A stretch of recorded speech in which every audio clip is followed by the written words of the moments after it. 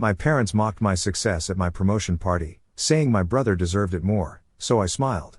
And let karma tear their world apart. I, 32 male, have been working my butt off as a landscaper since I was 19. Started at the bottom just mowing lawns in the heat. And now I run multiple crews for this high-end residential landscaping company. Good money, tons of responsibility, and actual career growth. Not that my parents ever saw it that way. My parents have always treated my younger brother, 30 male Dylan, like he was God's gift to humanity. He's 2 years younger than me and literally has never held down a job for more than 6 months. But somehow in their eyes, he was always exploring his options while I was settling for a blue-collar career. Dad's this old-school construction foreman. Been with the same company for 30-plus years. Mom works hospital billing. They're solidly middle class, but act like they're royalty when it comes to Dylan. The entitlement was off the charts. Now, this crap started way earlier than I realized. Take this for example. When I was 14, I saved up for months working at the local grocery store, bagging groceries to buy this sick mountain bike. Dad saw it and immediately went, "Hope you're not planning to get it muddy. You paid good money for that." The very next weekend, Dylan took it without asking. Crashed it into a ditch, bent the frame, and scratched it all up. When I lost my mind, Dad said, "It's just a bike, Mike. Don't be so materialistic. Your brother could have been hurt." The shitty part, Dylan got his first bike as a surprise gift for improving his attitude after he'd been suspended from school for fighting. Make that make sense. Senior year, I actually got accepted to state with a partial scholarship. Was pretty stoked about it until I saw the remaining costs. Asked my parents if they could help with housing since they always talked about investing in education. Dad literally laughed and said, "You've got 2 hands and a strong back. Figure it out." So I did. Worked landscaping all summer, saved up, but ultimately decided on community college while working full-time. Practical decision that made financial sense. But my parents acted like I'd announced I was joining a cult. "Community college isn't a real college," Mom said, sighing like I'd just crushed her dreams. "I guess not everyone has university potential." Meanwhile, Dylan graduated high school by the skin of his teeth. His grand plan, taking a gap year, which was code for playing video games in the basement and working maybe 15 hours a week at the mall. My parents treated this like he was on some grand journey of self-discovery. "Dylan's really figuring out his path," Dad would tell relatives with this proud smile. "He's not rushing into anything." When I'd come home from pulling 12-hour days between school and work, Dylan would be sprawled on the couch surrounded by snack wrappers playing the PlayStation I'd bought. Sometimes with a girl I'd never seen before. Sometimes with dudes who looked shifty as hell. Parents said nothing. Or the time I asked for help with community college tuition. $800 for a semester of landscaping design classes. Dad told me to figure it out because that's what men do. Meanwhile, they paid for Dylan's entire first year at State, which he flunked out of after partying nonstop. Their response: "College isn't for everyone. He's just too creative for structured learning." My buddy Alex, who I've known since high school, kept telling me how messed up it was. "Dude, your parents act like they owe Dylan everything, and you owe them," he'd say. I'd brush it off with, "That's just how family is." But deep down, I knew he was right. Things got even worse when I was 25, and Dylan borrowed my credit card to buy concert tickets for himself and his friends, $760 worth. When I confronted him at a family dinner, my parents acted like I was being unreasonable for wanting to be paid back. "He wanted to treat his friends to a nice experience," Mom said. "Like that justified literal theft. You make good money now. What's the big deal?" Dad added. "It's not like you have a family to support." Dylan just smirked the whole time. "I'll pay you back when I get my tax return," he said. He never did. What they didn't know was that I was saving for a certification program that would bump me up to supervisor level at work. That $760 meant delaying my career advancement by almost 6 months. When I finally did get certified, paying out of pocket by picking up extra weekend shifts, my parents didn't even acknowledge it. Dylan, however, got a "congratulations on your new beginning" card with $200 inside when he got hired at a bar. He quit 3 weeks later. When I got my first promotion to crew leader at 24, my parents didn't even show up to the small celebration I had at a local pizza place. "It's just landscaping," Dad said. "Call us when you get a real career." But when Dylan got made head bartender at some dive bar, which basically meant he was the only one who could make a martini, they took him out to a fancy dinner and posted all over Facebook about how proud they were. You're even on social media. The difference was stark. Mom would share every single one of Dylan's Instagram posts, no matter how ridiculous. My handsome boy enjoying his weekend under a picture of him flexing in a club bathroom. Meanwhile, When I posted photos of a major landscaping project I designed and managed for a local business park, complete with water features and custom stonework, crickets. Not a like, not a share, nothing. For my 30th birthday, Mom sent me a $25 gift card to Applebee's. For Dylan's 28th, they surprised him with a weekend trip to Vegas and gave him $500 spending money. When I pointed out the disparity, Mom said Dylan needed a break after his breakup. He'd been dating the girl for 2 months. Speaking of girlfriends, they sabotaged every relationship I ever had. When I brought home my college girlfriend, Caddy, Mom spent the entire dinner talking about how some women just aren't nurturing enough to make good wives. When I dated Rachel, who was a dental hygienist, Dad kept making comments about how she probably just wants a provider and asked her if she was the gold-digging type right to her face. When I started dating my girlfriend Cammie, who's this smoking hot environmental science teacher who actually respected my work, Dylan couldn't handle it. First time I brought her to a family dinner, he spent the whole night trying to flirt with her, telling her I was still hung up on my ex. A complete lie. And that she could do better than a dirt guy. My parents, they laughed it off. Dylan's always been such a charmer with the ladies, Mom said proudly, while Dad nodded like his son hitting on his brother's girlfriend was some kind of achievement. Cammie was furious in the car ride home. "Your brother is a total creep, and your parents just enable it," she said. I couldn't even argue with her. The pattern continued for years. Dylan would screw up. My parents would bail him out. I would succeed. They'd minimize it or ignore it completely. It was like living in some bizarre parallel universe where the rules were completely different depending on which son you were. The real breaking point with Dylan came when I finally saved enough for my first newish vehicle, a Toyota Tacoma that I'd worked overtime for months to afford. Nothing super fancy, but it was only 3 years old with low mileage, and I was so damn proud of that truck. First time in my life, I bought something nice without asking for help. I was at my parents' for one of those obligatory Sunday dinners. Still trying to keep the peace back then. And Dylan showed up already half in the bag. I noticed him eyeing my truck and making comments about how it was compensating for something. After dinner, I stepped out for a smoke and my truck was gone. My keys weren't by the door anymore. 2 hours of calling and texting Dylan with no response. I'm about ready to report it stolen when this jerk pulls up with music blasting, empty energy drink cans rolling around inside, a huge scratch down the side, and a dented bumper. "You borrowed your ride to pick up Stacy?" He slurred, throwing my keys at me. She wanted to see if the back seat was as roomy as it looks. Then he just laughed and staggered inside like it was nothing. Here's what they didn't see. I just spent the previous weekend detailing the truck myself. Washed it, waxed it, detailed the interior, even got on my hands and knees to scrub the floor mats. Not because I'm obsessive, but because it represented everything I'd worked for. And now it had a 3-foot scratch down the driver's side and smelled like cheap perfume. I followed him in, absolutely fuming, and confronted him in front of my parents. Their reaction: Dad goes, "Don't be so dramatic, Mike. It's just a scratch. Family shares things." Mom chimes in with, "I'm sure Dylan will help pay for the repairs, won't you, Dylan?" Dylan just flopped on the couch, changed the channel, and said, "It's already got scratches. Probably trying to scam me to pay for your crappy driving. Besides, what's the big deal? It's just a truck. Not like you've got anything better to spend money on." I lost it. He took my truck without permission. That's theft. He damaged it while driving impaired. That's a crime. And you're both sitting here defending him. Dad stood up, getting in my face. "Don't you dare use that tone in my house. Dylan made a mistake. You need to calm down." "A mistake? He stole my truck. He damaged my property.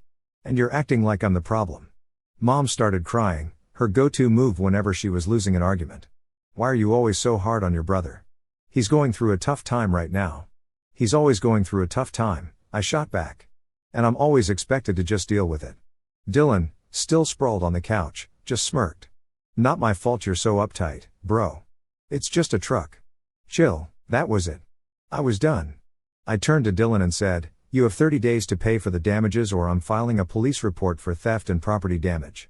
Dad exploded. "You will not file a police report against your brother. That is not how this family handles things." "Then how does this family handle things, Dad?" "Because from where I'm standing, Dylan gets away with literal crimes while I get lectured for being upset about it." I walked out and that night I blocked Dylan's number, told my parents I was done with him until he paid for the damages and apologized. Their response: "You've always been too sensitive. Dylan's going through a rough patch right now." Mom and Dad spent the next few months trying to make me apologize to him.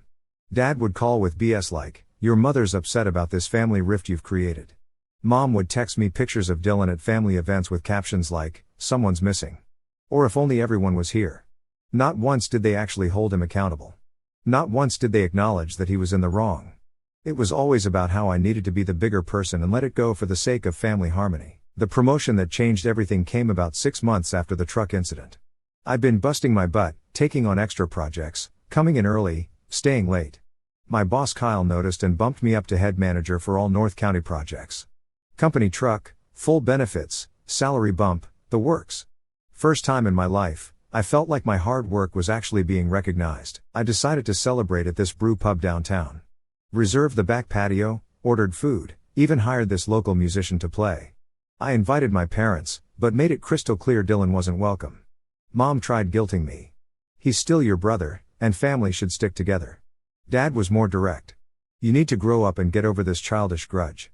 It's embarrassing for everyone." When I stood firm, Dad hit me with, "Fine, but don't expect us to choose sides in this little tantrum of yours." The night of the party, everyone else showed up. My work buddies, friends from softball, even Dylan's wife, Casey, came without him, which was shocking. Cammy was there, too, looking amazing and genuinely proud of me. Dad showed up an hour late, already looking disheveled, wearing this stained Steelers jersey like he couldn't be bothered to change for his son's achievement. Mom at least tried to look happy, but kept checking her phone the whole time. Throughout the night, Dad kept making these loud comments. "Shame not everyone could be here to celebrate. And some people think landscaping management is a big deal. I guess." Every time Kyle or one of my coworkers would congratulate me, Dad would jump in with something about how Dylan could have been a landscape architect if he wanted. He just has bigger ambitions. At one point, Kyle was showing everyone before and after photos of that tech CEO's project on his tablet. You could literally see my design skills and the transformation of this barren hillside into this gorgeous terrace garden with native plants and a small waterfall. Dad glanced at it for maybe 2 seconds before saying, "Looks like a bunch of plants to me." Not exactly rocket science. My coworker Damon, who had no idea about my family dynamic, pulled me aside and asked, "Dude, what's up with your dad? Why is he being such a jerk at your party?" I just shrugged and said, "That's just him. Don't worry about it." But inside I was fuming. Then Kyle made this really nice toast about how I'd earned the promotion through consistent hard work, reliability, and exceptional client management skills. Mentioned how clients specifically requested me for their projects and how the company was lucky to have me. That's when Dad stood up, interrupting Kyle mid-sentence, and announced to the whole patio, "Must be nice getting promotions for just showing up and pushing a lawnmower. Not like you're out there building actual structures like real men. Your brother would have run circles around this landscaping stuff if he wanted to, but he's always aimed higher. Shame you couldn't even invite your own blood to your little party. Some son you turned out to be." The whole place went dead silent. Kyle's jaw literally dropped. Cammy squeezed my hand so hard it hurt. And I just snapped. Not by yelling, but by finally being completely done. I raised my glass, smiled real calm, and said, "Awesome. Then Dylan can start paying your mortgage, too. I'm sure all those bartending shifts will cover it when he's not busy stealing cars. Or maybe he can sell some of those actual structures you think are so impressive." Dad's face went purple. "How dare you talk to me like that after everything we've done for you?" I laughed right in his face. "Everything you've done for me? Name one thing, Dad. One actual thing you've done for me that you didn't make me pay back with interest." Mom tried to jump in with Mike. "Please, not here. We're your parents." "No," I cut her off. "You're Dylan's parents. I'm just the ATM you use when he burns through his allowance." I set down my glass, thanked everyone else for coming, and walked out. Cammy followed me, but I told her I needed some space. Got in my truck, and drove to this overlook outside town. Sat there for hours thinking about all the BS I'd put up with.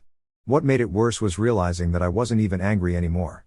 I was just done, completely empty, like someone had flipped a switch inside me, and all my feelings about my family had just disappeared. That night, I decided I was done being the family punching bag. I called my buddy Alex, who works at the bank where my parents have their accounts. Not exactly legal, but he owed me big time after I covered for him when he got into some serious trouble. "Hey, need you to check something for me," I told him. "Want to know exactly how much my parents are helping Dylan financially?" What Alex found next day was way worse than I expected. My parents weren't just helping Dylan. They were financially ruined by him. Next day, Alex texts me, "Dude, it's way worse than you think. They've been paying his entire rent, $1,850 per month. His car payment $430 per month. His credit card minimum's about $600 per month. And they're co-signers on a personal loan he took out 3 months ago for $25,000. They're also paying the minimums on that, too. Their accounts are getting drained every month. That was all I needed to hear. I had access to my parents' email from when I set up their computer years ago. Logged in and found they'd been struggling with their own finances. Dad's company was downsizing and he was worried about getting laid off. They were actually behind on their own mortgage. I also found emails from their credit card companies showing they'd maxed out 3 cards paying for Dylan's emergencies. One was a $3,000 charge at some fancy hotel where he'd apparently thrown a birthday party for himself. Another was $1,800 at an electronics store for a gaming setup. All while they were skipping their own mortgage payments. So, I made my move, the ultimate clean break. I spent the next week ghosting their calls while I set everything up. Found a new apartment an hour away in a complex with good security. Gave notice at my old place. Told Kyle about my family situation so he'd understand why I needed to keep my new address private. But before I disappeared, I made a few strategic moves. I forwarded those credit card emails to both my parents with a simple message: hope the golden child was worth it. Then I sent an anonymous tip to Dad's company about how he'd been taking materials from job sites for personal projects. Something he'd bragged about for years, not made up, actual stuff he'd admit to at family dinners, showing off how he beat the system. Not enough to get him fired, just enough to make sure he'd be on the first list when layoffs came. Was it petty? Maybe. But after 30+ years of watching him break rules while holding me to impossible standards, it felt like karma. Then I changed my number, deleted all social media, got a P.O. box for mail, and vanished from their lives completely. The first month of radio silence was weird. I kept expecting to feel guilty, to cave and call them, but that feeling never came. Instead, I felt this huge weight lift off my shoulders. For the first time in my adult life, I wasn't bracing for the next family drama, the next comparison to Dylan, the next request for help that would be taken for granted, and I threw myself into work. Kyle was impressed with my renewed focus. And within 3 months, I was exceeding all my targets. The company gave me a bonus that I actually got to keep instead of lending to Dylan or helping my parents with some emergency. My new apartment was smaller, but in a better area. I furnished it exactly how I wanted. No second-hand stuff, no hand-me-downs. Everything I picked out myself. It felt like a fresh start. The first thing I bought was the sick leather couch I'd had my eye on for years, but could never justify spending money on when Dylan always needed loans. I set up a home office with a proper desk instead of the folding table I'd been using. Hung art on the walls that I actually liked instead of the garage sale crap Mom had always given me to make the place look nice. Cammy and I took a break for a bit. She supported my decision, but needed some time to process the fact that I'd cut off my entire family. Fair enough. We stayed in touch, though, getting coffee every couple weeks and texting regularly. I made new friends through work and joined an adult soccer league. Started hiking on weekends. Actually developed hobbies that weren't just escapes from family stress. I also started a side business designing small-scale landscapes for homeowners who couldn't afford full professional services. Created template plans they could implement themselves with plant lists and maintenance schedules. Made an extra $1,500 to $2,000 a month doing what I loved with zero family drama attached to it. For the first time in my life, I was putting myself first. And it felt incredible. 8 months later, Cammy, who I was still in touch with, told me Dad had indeed been laid off during the company's restructuring. Mom's hours at the hospital had been cut back. And Dylan, still doing the same old stuff, still the golden child who could do no wrong, except now they couldn't afford to keep bankrolling his lifestyle. I mean, Cammy had run into Casey at the gym who spilled all the tea. Apparently, Dylan had been fired from 3 more jobs in the span of 6 months. The last one was at a warehouse where he'd been caught stealing inventory and selling it online. Instead of pressing charges, the manager had just fired him, not wanting the paperwork hassle. Dylan had also totaled the Honda my parents bought him and was now driving Mom's car, leaving her to take the bus to work. Dad had been forced to sell his prized fishing boat to cover some of Dylan's debts, but was telling everyone it was just time for an upgrade. The most satisfying part, Dylan had been forced to move back in with them because he couldn't afford rent anywhere. 3 adults crammed into their 2-bedroom house with Dylan taking over the living room. Casey said the place looked like a frat house with Dylan's crap everywhere and my dad sitting in the kitchen looking shell-shocked at what his life had become. Then the texts started coming from unknown numbers, extended family members trying to reach me. "Your parents are struggling," they'd say. "They might lose the house."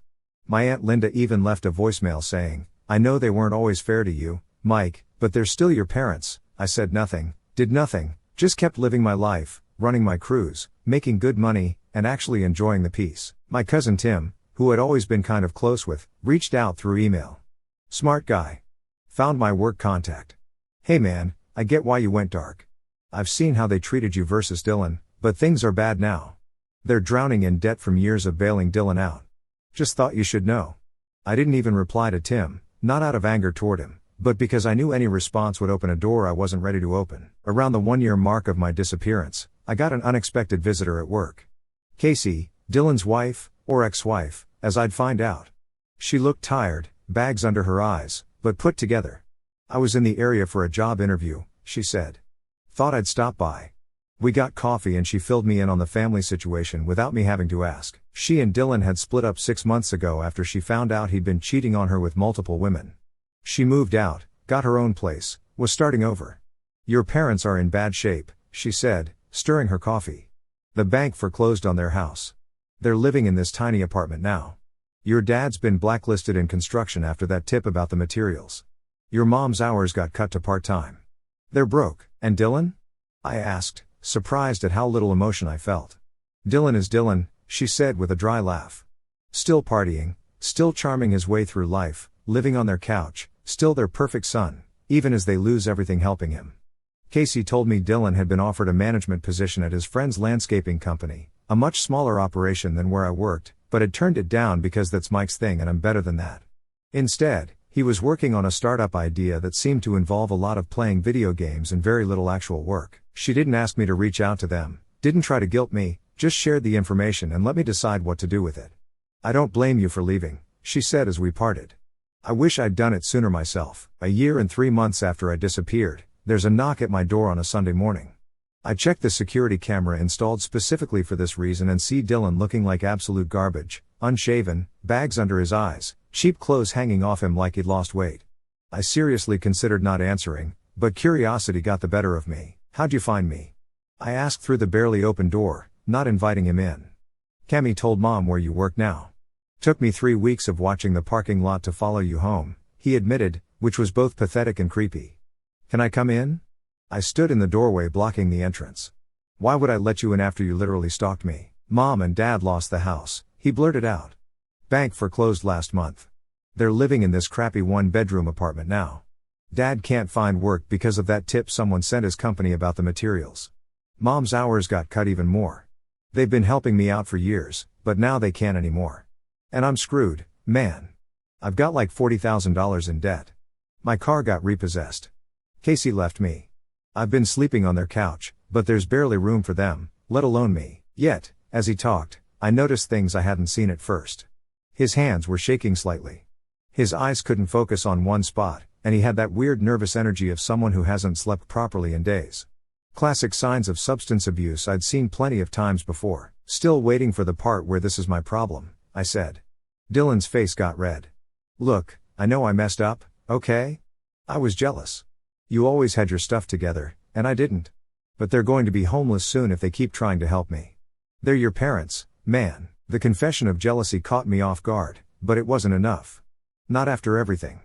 I stepped outside, closing and locking the door behind me, and got right in his face. No, they're your parents. They made that crystal clear for 32 freaking years. I'm just the gardener. Remember? The ATM? I'm the responsible one who was never good enough. They talk about you all the time now, Dylan said, his voice cracking. Dad says he was wrong. Mom cries about how she should have stood up for you more. Amazing how they only realized that when the gravy train stopped running, I replied. Tell them I said congratulations on the self-awareness. Better late than never. So you won't help after all those years they supported you? Dylan's voice had that familiar entitled edge coming back. I actually laughed. Supported me? When? When they made me pay back every cent I ever borrowed with interest. When they showed up at my promotion party just to trash my career. When they defended you stealing and damaging my truck. Dylan looked down. They need $15,000 to avoid eviction from the new place and get caught up on bills. I thought with your promotion and everything. I noticed a fresh tattoo peeking out from under his sleeve. Looked expensive. His shoes were cheaper than usual, but his watch was the same $400 model he'd always worn. Typical Dylan. Still finding money for the things he wanted while begging for the things he needed. Get off my property before I call the cops, I said calmly. And don't come back ever. As he walked away, shoulders slumped in defeat, Part of me wondered if I should feel something. Pity, satisfaction, anything. But there was just this peaceful emptiness, like finally setting down a heavy weight I'd been carrying my entire life. 2 weeks later, I got an email from Mom to my work address. Subject line, "We're sorry." The email was long, pages of explaining how they'd realized too late how unfairly they'd treated me. How watching Dylan spiral without their financial support had opened their eyes to how they'd enabled him. How Dad had been diagnosed with depression after losing his job. How they were about to be evicted with nowhere to go. The email was peppered with convenient new realizations. How they'd always admired my work ethic but didn't know how to show it. How they'd been blinded by Dylan's charm. How they now understood that their different parenting styles had actually been harmful double standards. There were lines that might have moved me once. "We realize now that we took your strength for granted while coddling Dylan's weakness, and your father can't sleep at night thinking about how he dismissed your career when you've created such a successful life for yourself." At the end, there was a direct ask: "We need $15,000 to keep our apartment and get back on our feet. We know we have no right to ask, but we have nowhere else to turn. Dylan told us about your new place. It sounds like you're doing well. Please, Mike, we're still your parents." And here's the thing. I was doing well. The promotion had nearly doubled my salary. I had a solid emergency fund, investments starting to grow.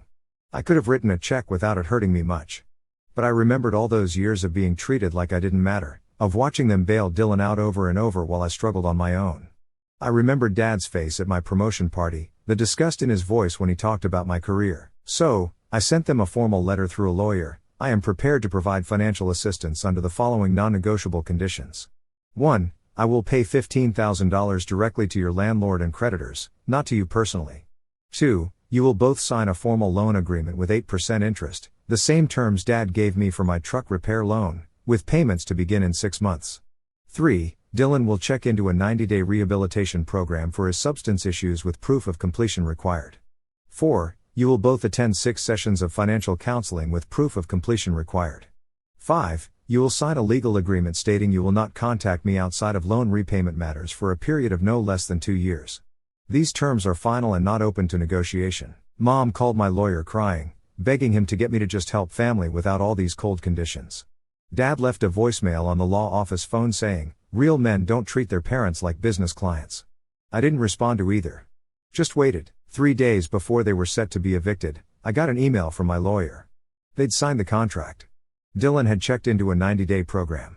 The first payments to their landlord and creditors had been made. My life now is unrecognizable from 2 years ago. Cammy and I are engaged. I got another promotion at work and I'm now overseeing operations for the entire county.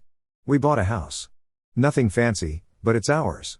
We have a dog named Rex who loves to ride in my truck, which I still have and take meticulous care of. Sometimes when we're driving to visit Cammy's family, who are amazing, by the way, her dad actually asks me about work and seems genuinely interested. We pass through my parents' part of town. I see people who look like them from a distance, but I feel nothing. No anger anymore, no resentment, not even satisfaction at how things turned out. Just nothing. And after a lifetime of being made to feel like nothing by them, that emptiness feels like the biggest victory of all.